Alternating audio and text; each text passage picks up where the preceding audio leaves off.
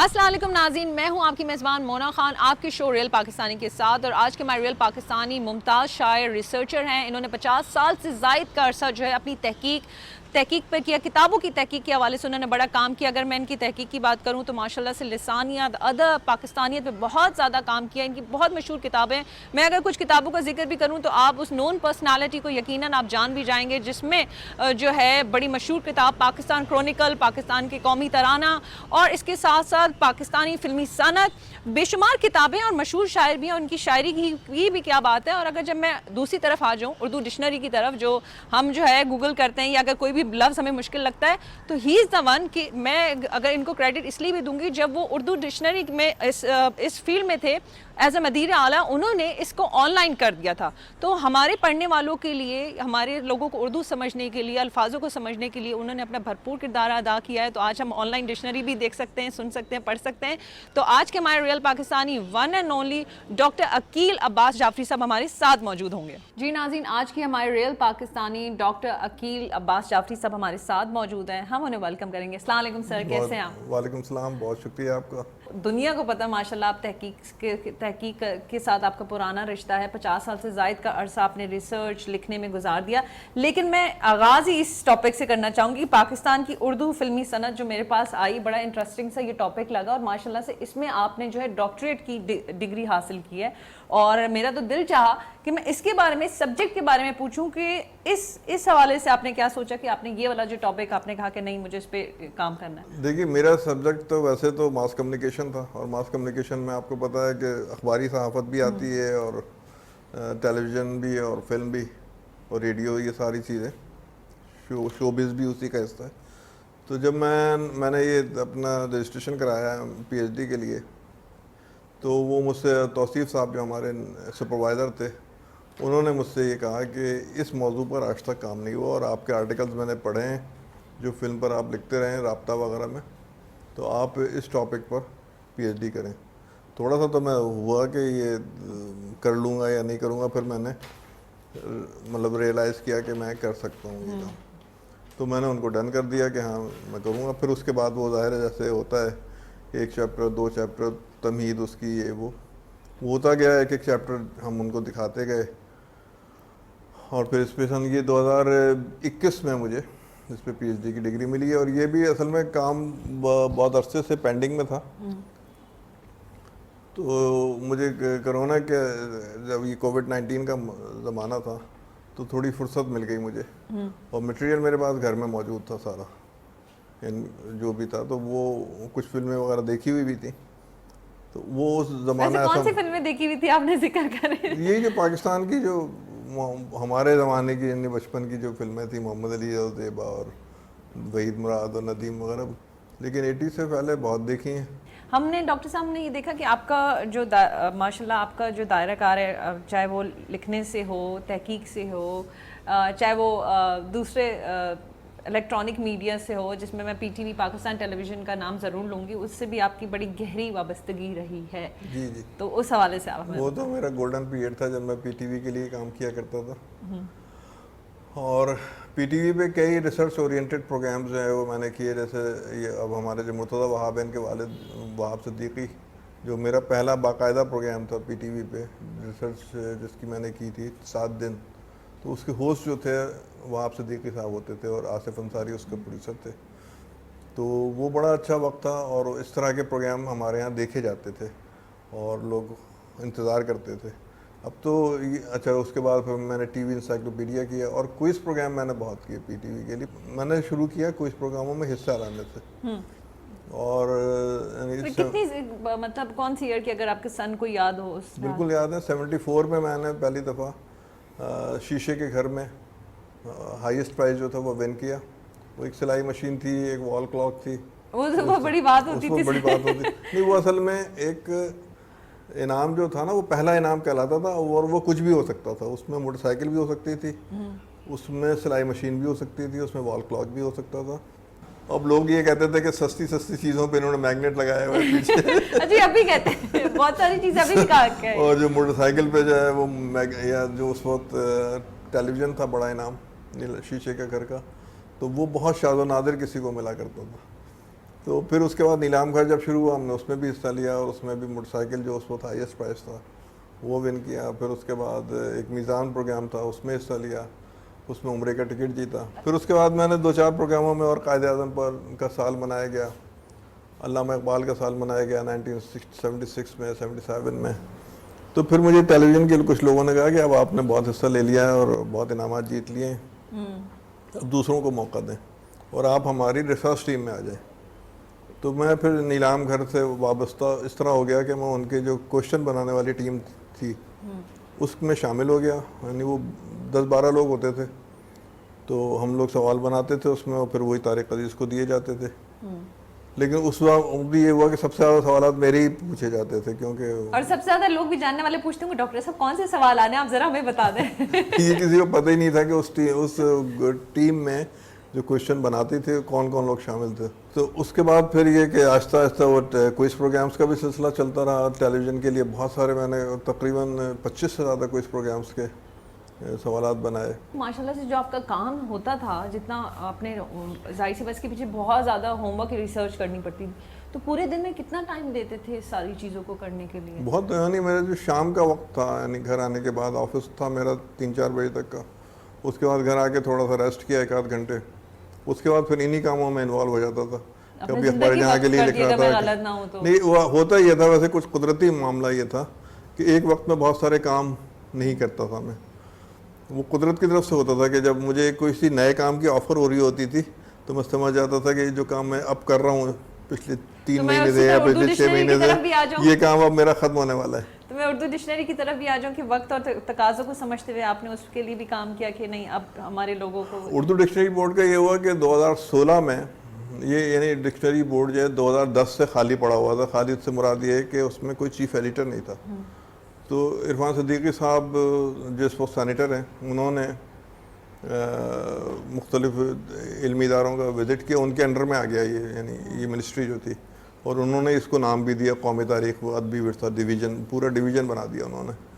وہ منسٹر کا رینک تھا ان کا, اور ایڈوائزر تھے پرائم منسٹر کے نواز شریف صاحب کے. تو وہ انہوں نے سارے علمی اداروں کا دورہ کیا. اس وقت 6 ادارے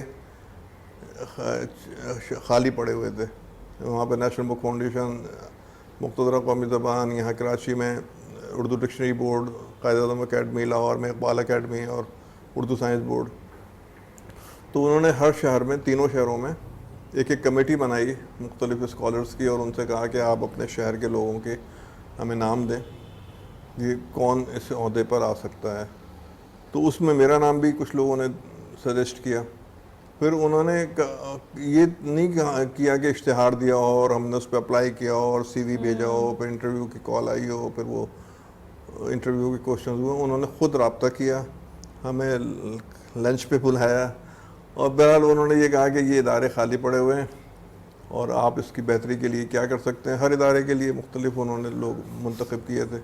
تو جو ان کی سمجھ میں آئے کہ یہ بھائی یہ لوگ جو ہیں وہ موجودہ زمانے کی ضرورت کو بھی سمجھتے ہیں اور اس سے جڑے ہوئے بھی ہیں, تو وہ میرا سلیکشن پھر ہو گیا. مطلب پرائم منسٹر کی منظوری سے ہوا ظاہر ہے وہ, لیکن یہ کہ وہ پھر میں نے دسمبر 2016 میں اردو ڈکشنری بورڈ جوائن کیا.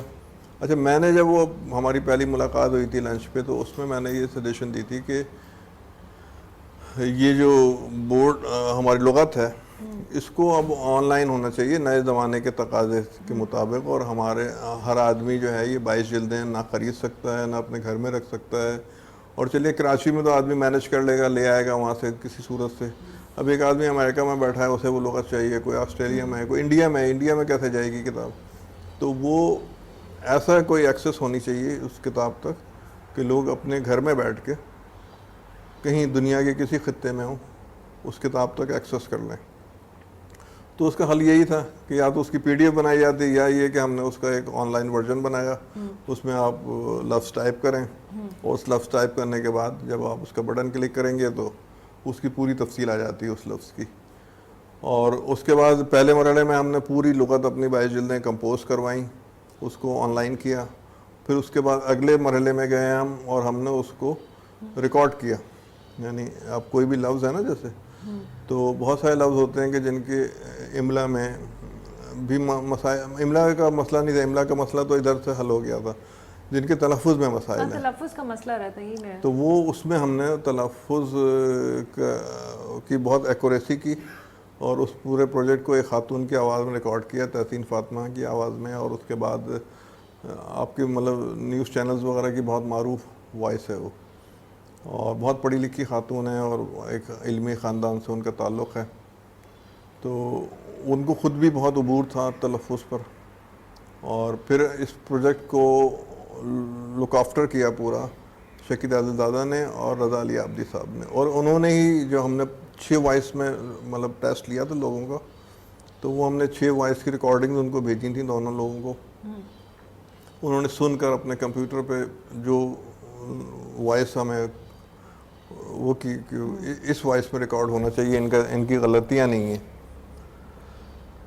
جو انہوں نے، وہی 50 لفظ ہم نے ہر ایک کو کہے تھے کہ آپ اپنی آواز میں ریکارڈ کرا دیں، اور میں نے وہ ایسے 50 لفظ منتخب کیے تھے کہ جن کے تلفظ میں لوگ گھپلا کر جاتے ہیں، مسائل ہو جاتے ہیں، تو وہ ان کا بہت بہتر تھا، تو ان کا سلیکشن ہوا، پھر ان کی وائس میں ہم نے وہ پورا ریکارڈ کیا۔ اب وہاں پہ ہمارے جو پہلے ایک چیز پہ ڈاکٹر صاحب آپ نے بڑا خیال کیا چیزوں کو، جس طرح سے تلفظ ہر چیز انسانی ضرورت کے مطابق، اور اس میں پھر آگے ہم نے ایک مائک دے دیا، اسپیکر دے دیا سوری، اس اسپیکر کو جب آپ نے ایک لفظ لکھا، جیسے لیت العال ہے لفظ، ہم اسے لیت العال عام طور پہ پڑھتے ہیں، تو ہم نے لیت العال لکھا لفظ، تو جب اس لفظ کو آپ نے کلک کیا تو اس کے پورے معنی کھل گئے کہ اس کے معنی کیا ہیں، یہ کس زبان سے آیا ہے لفظ، اس کو کس جملے میں اردو ادب کی تاریخ میں یہ استعمال ہو چکا ہے، 7-8 مثالیں بھی اس کی وہاں پہ دے دی گئیں، اور اس کے بعد آگے ہم نے دے دیا ایک اسپیکر،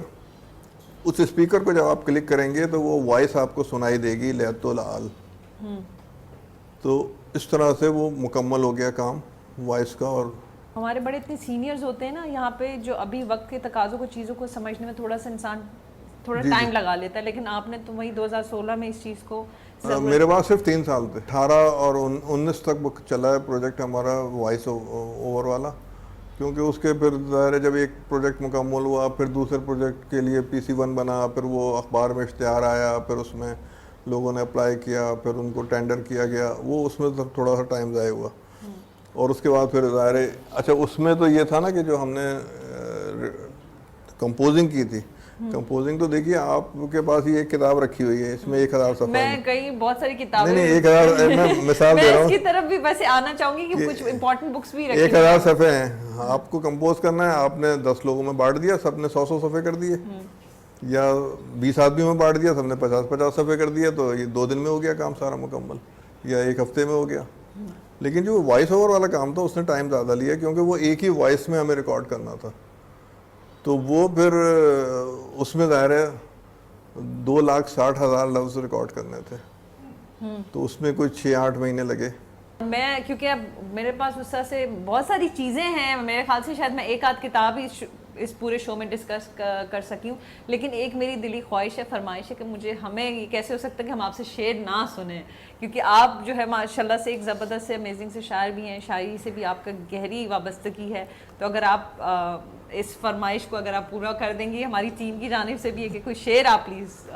بالکل سناؤں گا شعر آپ کو، لیکن ویسے میں یہ چاہوں گا کہ آپ اس کتاب کو ضرور ڈسکس کریں۔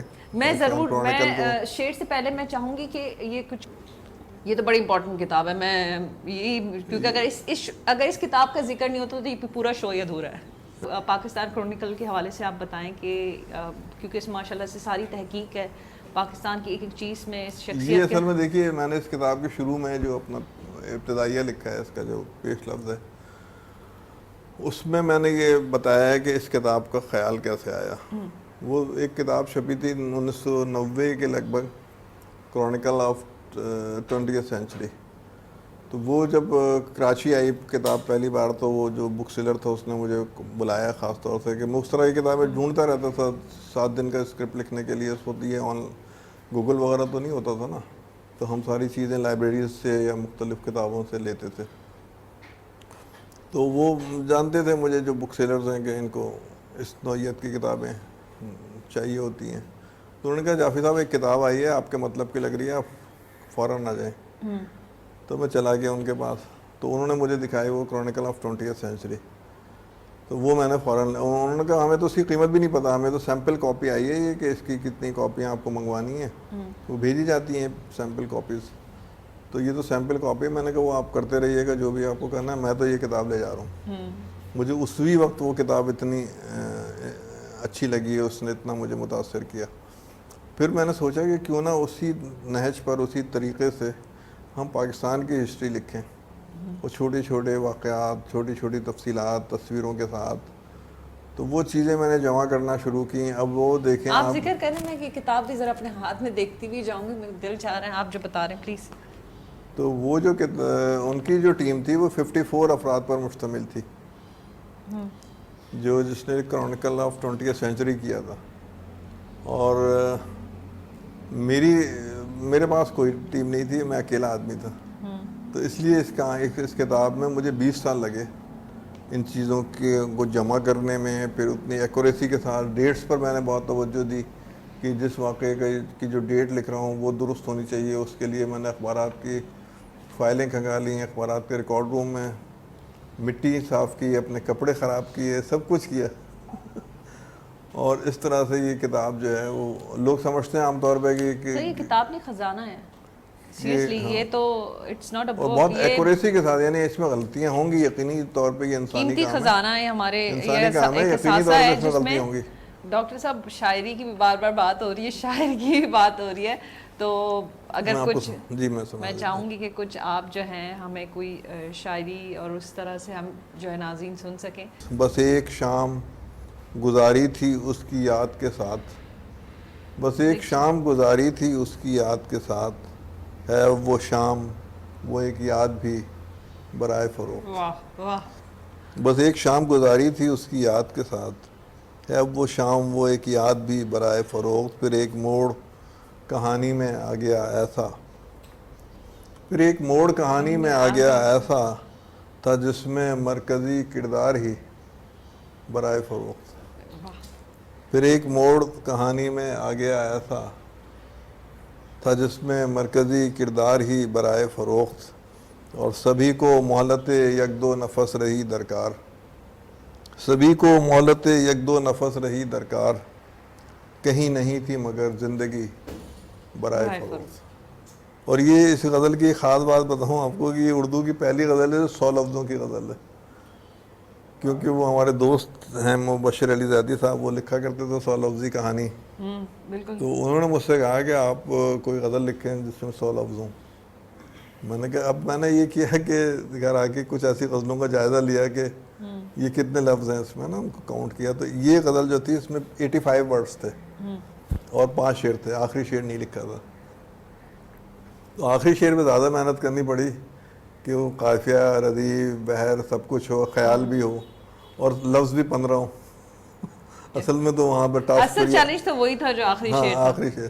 تو یہ جو آخری شعر ہے نا کہ سبھی کو مہلت یک دو نفس رہی درکار, کہیں نہیں تھی مگر زندگی برائے فروغ. تو یہ میں نے اس کو پھر فون کیا, میں نے کہا کہ ہو گئی بھی 100 لفظوں کی غزل. اور سر اس غزل نے تو آج محفل بھی لوٹ لی ہے, تو میں چاہوں گی کہ ہمارے دیکھنے والوں کے لیے کوئی پیغام, کوئی میسج ہمارے اسپیشلی نوجوانوں کے لیے, کیونکہ وہ تھوڑا ان سے کتابوں سے جو سلسلہ ہے وہ ذرا کم ہوتا جا رہا ہے. جو جی بالکل ایسے ہی کتابوں کا سلسلہ اتنا کم ہو گیا ہے کہ ہم جو یہ کتابیں چھاپتے ہیں تو اب ہماری سمجھ میں نہیں آ رہا کہ ہم یہ کام کریں یا نہ کریں, کیونکہ اب کتابوں کی سرکولیشن جو ہے وہ کم ہوتے ہوتے پہلے 1000 چھپا کرتی تھی کتاب, پھر 500 پر آئی, پھر 300 پر آئی. اب اس وقت یقین کریں آپ کہ 50 تک پہ بھی ایڈیشن آ چکے ہیں بعض کتابوں کے, کہ وہ صرف 50 کی تعداد میں چھپتی ہیں کیونکہ اس کی ڈیمانڈ ہی نہیں ہے. ہم مسئلہ یہ ہے کہ ہم تو یہ چاہتے ہیں کہ کتاب زیادہ چھاپیں تاکہ اس کی قیمت کم ہو اور لوگوں کی اس میں آئے, ایکسس میں آئے یہ کتاب. لیکن وہ پھر اگر ہم زیادہ چھاپ لیتے ہیں تو ان کو اسٹوریج کا مسئلہ آ جاتا ہے. اچھا پچھلے 2-3 سال میں اتنی بارشیں وغیرہ ہوئیں کراچی میں کہ ہر آدمی اس سے ڈر گیا ہے کہ جو ہمارا پرنٹر ہے, جو ہمارا ڈسٹریبیوٹر ہے, خود میں ہوں, تو ہم سوچتے ہیں ہم یہ کتابیں زیادہ چھاپ لیں گے تو ہم رکھیں گے کہاں, پھر اس کو رکھ تو لیں گے چلیں, بارش سے کیسے بچائیں گے. تو وہ اب اسٹوریج کے جو مسائل ہو رہے ہیں اس کی وجہ سے بھی اب کتابیں کم چھپ رہی ہیں. لوگ کہتے ہیں اتنی ہی چھاپو بس کتاب جو سال بھر میں 6 مہینے میں نکل جائے. تو اس لیے سرکولیشن جب کم ہوئی کتابوں کی تو اس کا دوسرا نتیجہ یہ نکلا کہ اس کی قیمت بڑھ گئی. تو سر اس پہ بھی کام کرنے کی ضرورت ہے. بہت شکریہ سر آپ کے وقت کے لیے. میں نے کہا کہ ٹائم کم تھا, کتابیں بہت زیادہ تھی, اس پہ ڈسکشن ہماری بہت زیادہ ہو سکتی تھی, لیکن ہماری کوشش یہی تھی کہ ہم جو ہے اس جو محدود ٹائم تھا اس میں آپ کے متعلق آپ کی بہت ساری آپ تو شکر ادا کریں کہ اس ٹائم میں آپ نے ایک غزل بھی سن لی, ورنہ ہوتا یہ ہے کہ جب بھی میرے کو اس طرح کا انٹرویو ہوتا ہے کسی چینل پہ تو ان کتابوں میں یا 2-3 کتابوں میں سارا وقت ختم ہو جاتا ہے. آپ یقین مانے میں اس ٹاپک پہ واپس لائی ہیں 2-3 دفعہ, آپ کہیں اور جاتے ہیں, میں کہتی نہیں پلیز ادھر آ جائیں. تو بہت شکریہ اس چیز کے لیے, اور اپنے غزل بڑی انجوائے کی, اس نے آج محفل ہی لوٹ لی ہے. جزاک اللہ. جی ناظرین, یہ تھے ہمارے ریئل پاکستانی ڈاکٹر عقیل صاحب, آپ نے ان کی گفتگو سنی, اور یہ بڑی اچھی اور پیاری بات ہے کہ پلیز کتابیں جو مارکیٹ میں اس لیے آتی ہیں کہ آپ خریدیں, آپ پڑھیں, اسے گھر لے کے جائیں, اور پڑھنے کے بعد اس پہ عمل بھی کریں, اور یہ بڑا ضروری ہے, کیونکہ اگر آپ کتابوں کے ساتھ دوستی یا رشتہ رکھیں گے تو یہ آپ کے لیے بھی اچھا اور ہمارے لیے بھی اچھا ہے. اپنا بہت خیال رکھیں. مجھے مونا خان کو اجازت دیں. پاکستان زندہ باد.